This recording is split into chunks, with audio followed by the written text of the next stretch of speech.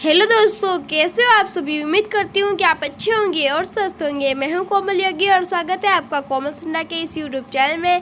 आज के इस वीडियो में हम पढ़ेंगे कक्षा 3 अध्याय 10 क्योंजीमल और कैसे केस लिया इस पाठ के प्रश्न व्यास। पिछले वीडियो में हमने इस पाठ का सारांश अच्छी तरीके से समझ लिया था। आज की इस वीडियो में हम इस पाठ के प्रश्न व्यास करेंगे। तो चलते हैं हमारे पहले पेज पर। तुम्हारी समझ में क्या आया। हमारा पहला प्रश्न है, गुरुजी थैली में क्या ले जा रहे थे। तो गुरुजी थैली में आटा पिसवाने के लिए गेहूं ले जा रहे थे।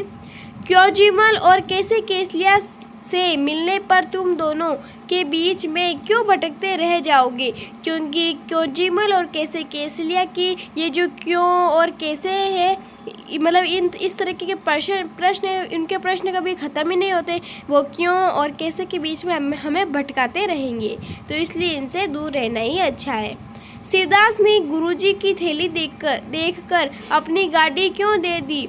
क्योंकि गुरुजी बहुत ही बूढ़े व्यक्ति थे और शिवदास ने सोचा कि ये इतनी भारी, मतलब आटे की थैली है तो वो तो भारी ही होगी। इतनी भारी आटे की थैली यदि गुरुजी लाएंगे तो इस उम्र में ऐसा नहीं करना चाहिए। इसलिए शिवदास ने अपनी गाड़ी दे दी ताकि वो आसानी से, उन्हें पैदल आना जाना ना पड़े और वो आसानी से अपनी वो जो आटे की थैली है वो आसानी से लेकर आ सके। अगला प्रश्न है, रोटी एक नाम अनेक। रोटी एक नाम अनेक। रोटी को अलग अलग जगहों पर अलग अलग नाम से पुकारा जाता है। कुछ और नाम पता करके लिखो। तो यहाँ पर हम लिख सकते हैं, चपाती, फुल्का, नान, पराठा। दोस्तों, अलग अलग राज्यों में इसे अलग अलग नामों से पुकारा जाता है। ठीक है, वो मैंने 4 नाम बता दिए हैं, चपाती, फुल्का, नान और पराठा। तो अब हम हमारे अगले प्रश्न की ओर चलते हैं। अगला प्रश्न है, तुम्हारे घर में आटा सानने को क्या कहते हैं। तो हमारे घर में आटा सानने को कहते हैं आटा गूंदना। ठीक है, तो यहाँ पर है आटा गूंदना, आटा गलाना, आटा मलना। तो हमारे घर में आटा गूंदना कहते हैं तो हम यही लिखेंगे। और यदि आपके घर में कुछ और कहते हैं तो आप या कुछ और, तो आपको उसका नाम बताना है। ठीक है, वैसे हमारे घर में आटा गूंदना ही कहते हैं। अगला प्रश्न है, गुरुजी कौन से आटे की रोटी खाते थे। तो दोस्तों, जैसे कि हमने इस पाठ में देखा था कि गुरुजी गेहूं पिसवाने जा रहे थे आटे के लिए, तो वो गेहूं की रोटी ही खाते हैं। ठीक है, अपने साथियों घर के बड़ों से पता करो कि किसी और चीज़ की रोटी भी बनती है। उनके नाम लिखो। यदि उनका दाना या बाली मिलती है तो उसे भी अपनी कॉपी में चिपका दो। तो दोस्तों, ये काम आपको स्वयं करना है। वैसे मैं आपको इस प्रश्न का उत्तर दे सकती हूँ कि हमारे घर में गेहूं के अलावा बाजरे की रोटी भी बनाई जाती है। ठीक है, और भी बहुत सारे अनाजों की रोटी बनती है। वो आपको अपने मन से लिखनी है या अपने घर वालों से या अपने साथियों से पूछकर इसका उत्तर देना है। और यदि कोई दाना या बाली मिलती है तो आपको उसका चित्र बनाना है या फिर वो चिपकाना है। ठीक है, अगला प्रश्न है, रोटी क्या ऐसे बनेगी। आटे को सानेंगे, गेहूं को पिसाएंगे, आग पर फुलाएंगे, तवे पर पकाएंगे, चकले पर बेलेंगे, गरम गरम खाएंगे। नहीं तो फिर कैसे। तो दोस्तों, यहाँ पर ये जो 2 लाइन है, आटे को सानना, ये सब तो ये गलत लिखा हुआ है। मतलब कि पहले क्या हुआ और मतलब कम बाय कम हम सेट करेंगे। तो सबसे पहले रोटी बनाने से हम क्या करते हैं, पहले गेहूं को पिसवाते हैं, है ना। गेहूं पिसवाएंगे तभी तो आटा आएगा। तो पहले हम गेहूं को पिसवाएंगे, फिर आटे को सानेंगे। आटे को सानने के बाद हम उसके गोल गोल छोटे छोटे लोये जैसे कुछ करेंगे। उसके बाद चकले पर बेलेंगे। चकले पर बेलने के बाद वो जब उसे तवे पर पकाएंगे, तवे पर पकेगी तो आग पर फुलाएंगे और फुलाने के बाद में वो रोटी तैयार हो जाएगी। फिर हम उस रोटी को गरम गरम खाएंगे। ठीक है, तो पहले क्या है वो मैंने बता दिया। पहले गेहूं को पिसवाएंगे, फिर आटे को सानेंगे, चकले पर बेलेंगे, तवे पर पकाएंगे, आग पर फुलाएंगे और फिर गरम गरम खाएंगे। ठीक है, तो इस तरीके से हमारी रोटी तैयार हो जाएगी। अब हम हमारे अगले प्रश्न की ओर चलते हैं। अगला प्रश्न है, गुरुजी ने कैसे केसलिया को समझाया कि आटे कैसे साना जाता है। अब तुम घर पर किसी को रोटी बेलते देखो और लिखो कि रोटी कैसे बेली जाती है।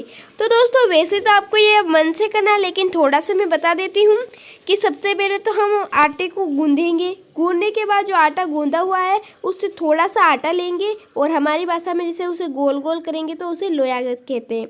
तो लोए बनाएंगे। लोए बनाने के बाद में बेलन चिलकोटा लेकर उसे अच्छी तरीके से बेलेंगे। जब वो चिपने लगती है तो उसे सूखे आटे पर मतलब 2 बार ऐसे घुमाएंगे और वापस बेलने शुरू करेंगे और धीरे धीरे हल्का जोर रखेंगे जिससे कि रोटी गोल बनेगी और इस तरीके से हम उसे बेलेंगे और फिर तवे पर पकाएंगे। तो इस तरीके से रोटी बेली जाती है और फिर उसे पकाया जाता है। अगला प्रश्न है, रोटी बनाने के लिए कितना कुछ काम करना पड़ता है, जैसे सानना, बेलना आदि। पता करो और लिखो कि इन्हें बनाने के लिए क्या करना पड़ता है। चाय बनाने के लिए तो दोस्तों जैसे कि यदि हम हमारे घर में दूध में पानी डालकर चाय नहीं बनाते, तो हमारे घर में जिस तरीके से चाय बनाते हैं उसी तरीके से मैं बताऊंगी आपको कि ये हमारे घर पर किस तरीके से बनाए जाते हैं। तो हमारे घर पर चाय बनाई जाती है। एक बड़े से पतीले में थोड़ा सा दूध डालेंगे। उसके बाद उसे गैस पर रखेंगे। गैस पर रखने के बाद में उसे गैस चलाएंगे और फिर उसके बाद उसमें थोड़ी सी चाय पत्ती डालेंगे, थोड़ी सी चीनी डालेंगे।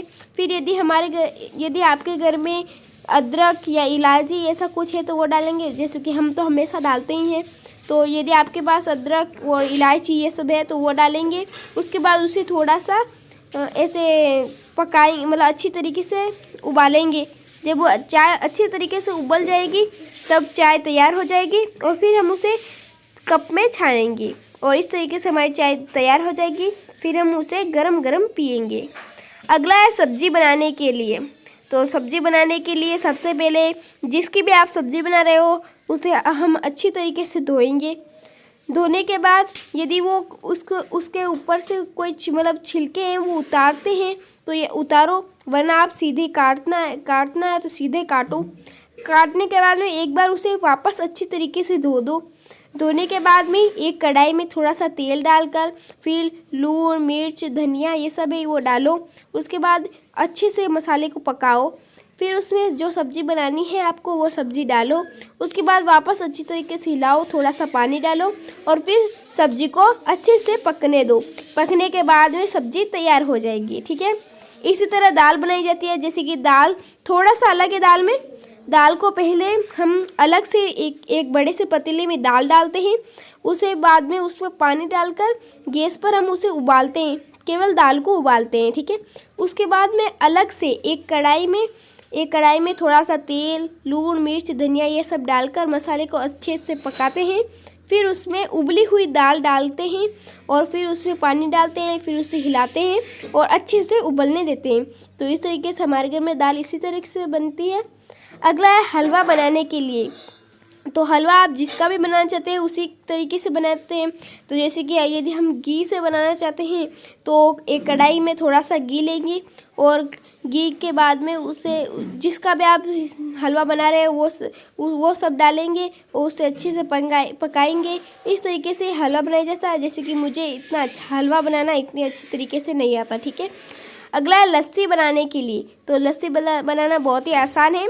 आपको एक छोटे से पतीले के अंदर दही लेना है, उसे अच्छे से हिलाना है। उसके बाद उसमें थोड़ा सा पानी डालना है।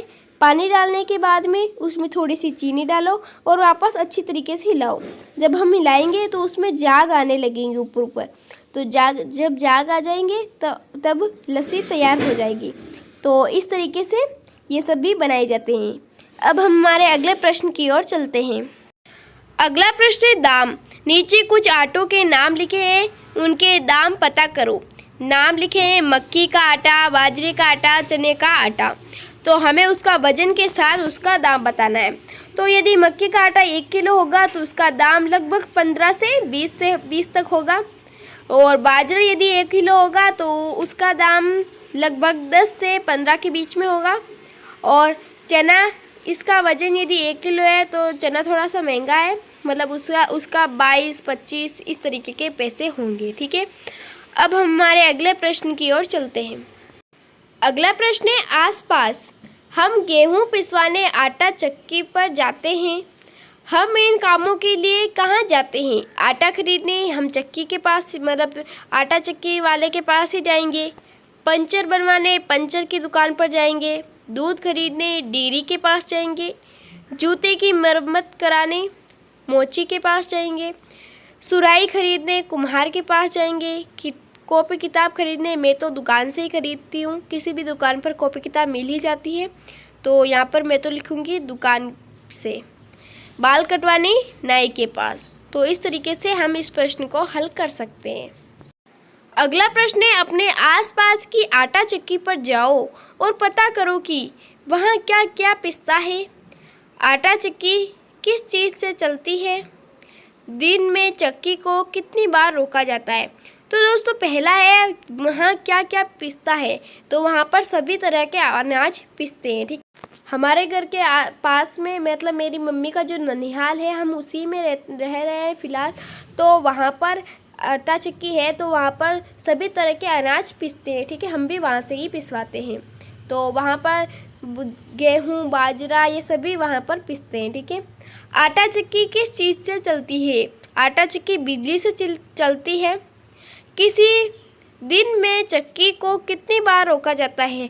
जब आटा चक्की का मतलब वो जो गेहूँ और बाजरा ये सब है वो जितना भी है वो सारा पिस जाता है, तो उसे रोक लिया जाता है और दिन में उसे कई बार रोकना पड़ता है। ठीक है, अगले प्रश्न की ओर चलते हैं। अगला प्रश्न है कैसे बनेगी रोटी? नीचे रसोई की कुछ चीज़ों के चित्र बने हैं, उन्हें देखकर बताओ कि रोटी बनाने के लिए कौन सी चीज़ का इस्तेमाल नहीं होता। तो ऐसी चीज़ों का इस्तेमाल किस काम के लिए किया जाता है, लिखो। तो दोस्तों हम पहले तो नीचे चलते हैं।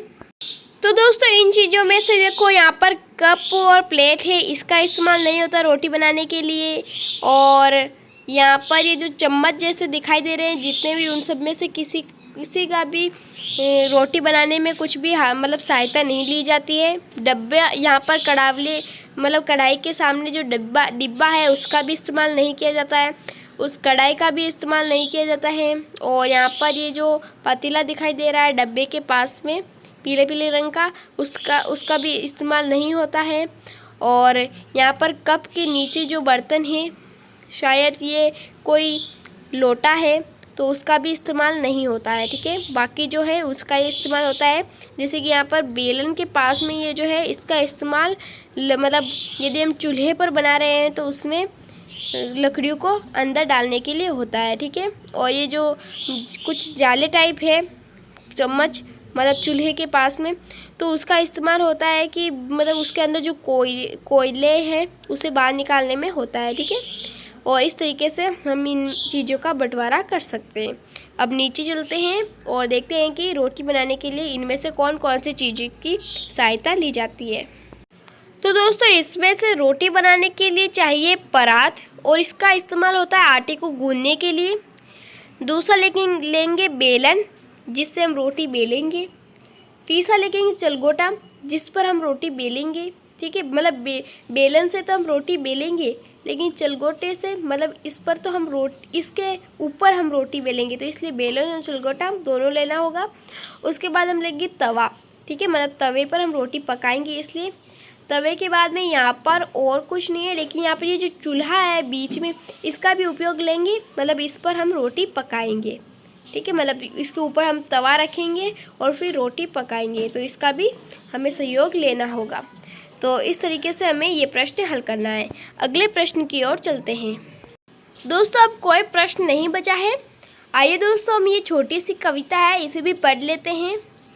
सर्दी आई सर्दी आई, सर्दी आई सर्दी आई, ठंड की पहने वर्दी आई। सब ने लादे ढेर से कपड़े, चाहे दुबले चाहे तगड़े। नाक सभी की लाल हो गई, टुकड़ी सबकी चाल हो गई। ठिठुर रहे हैं काँप रहे हैं, दौड़ रहे हैं हाँप रहे हैं।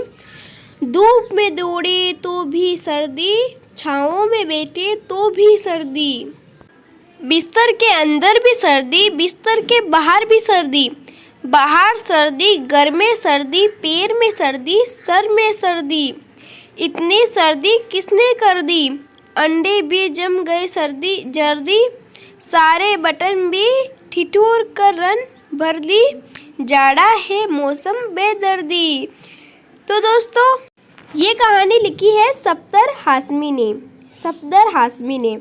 तो दोस्तों इस कहानी में हमें बताया गया है कि सर्दी कितनी ठंड भरी होती है।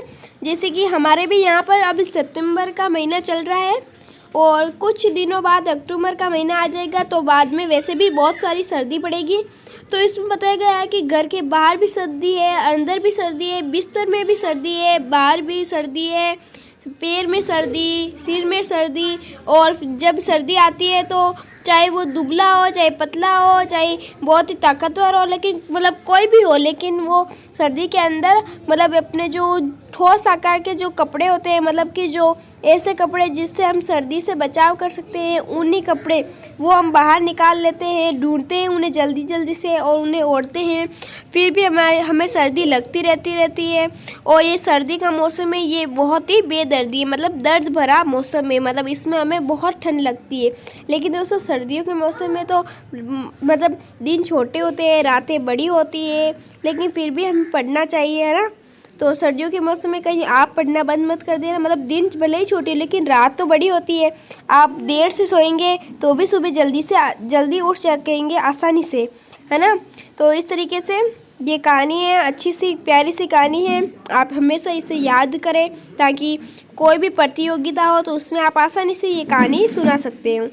तो दोस्तों आज के लिए इतना ही। उम्मीद करती हूँ कि वीडियो अच्छा लगा होगा। यदि वीडियो अच्छा लगे तो लाइक करें और इस चैनल पर नए हैं तो सब्सक्राइब करना बिल्कुल भी ना भूलें। हम मिलते हैं इसी चैनल के अगले वीडियो में एक नए पार्ट और एक नई वीडियो के साथ। तब तक के लिए इसी तरह बने रहे हमारे इस यूट्यूब चैनल के साथ। तब तक के लिए हंसते रहो, हंसाते रहो, पढ़ते रहो और आगे बढ़ते रहो। धन्यवाद दोस्तों, आपका दिन शुभ रहे।